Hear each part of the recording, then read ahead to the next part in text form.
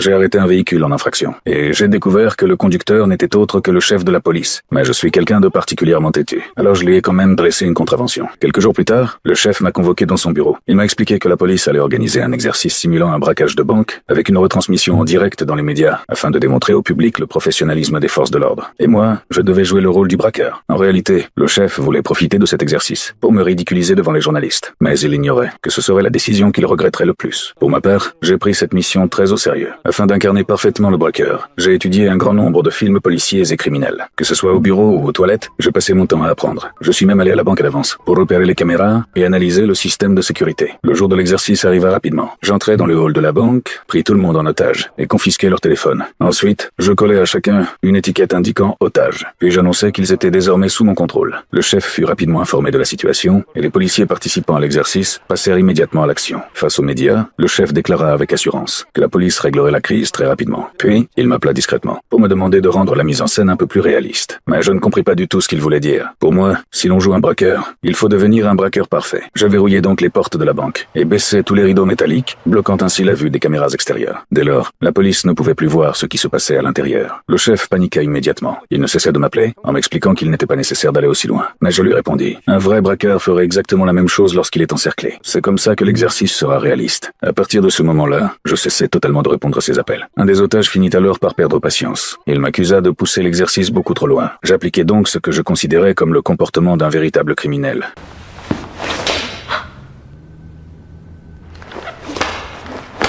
Et lui collait une étiquette indiquant « hors d'état d'agir ». À l'extérieur, le chef faisait tout son possible pour empêcher la situation de dégénérer davantage. Il ordonna à une équipe d'intervention spéciale de pénétrer dans la banque par la zone du coffre-fort. Mais ils ignoraient que j'avais déjà tout prévu. Les caméras du coffre-fort me permettaient de suivre chacun de leurs mouvements. Je coupais alors directement le système de ventilation de cette zone. L'air cessa immédiatement de circuler. Peu après, les agents commencèrent à avoir du mal à respirer. Au dernier moment, j'ouvris la porte du coffre. Les policiers se précipitèrent dehors pour reprendre leur souffle. Mais selon les règles de l'exercice, ils avaient été repérés. Je leur collais donc des étiquettes éliminées. Les deux camps se retrouvèrent dans une impasse totale. La situation dura jusqu'au milieu de la nuit. La police était incapable de libérer les otages. Ce qui n'était au départ qu'une petite actualité locale fit désormais la une des journaux nationaux. À l'intérieur de la banque, les otages n'avaient rien mangé depuis toute une journée. La personne qui avait déjà reçu l'étiquette « hors d'état d'agir » se remit à protester avec colère. Cette fois, je perdis également patience. Je l'emmenai dans un coin. Puis, je me mis à faire des pompes. Personne ne comprenait ce que je faisais. Jusqu'à ce qu'à la fin, je lui colle une étiquette de simulation indiquant qu'elle avait subi une agression. Une telle confrontation ne pouvait évidemment pas durer éternellement. Je formulai alors mes exigences. Préparez-moi un autobus et un bateau amarré au port. J'emmènerai tous les otages jusqu'au port. Une fois montés à bord du bateau, je les libérerai tous. Si le chef acceptait réellement de me laisser embarquer sur ce bateau, cela signifierait que l'exercice était terminé et que la police aurait totalement échoué. Le chef ne répondit pas immédiatement, car à cet instant précis, il venait de trouver une nouvelle solution.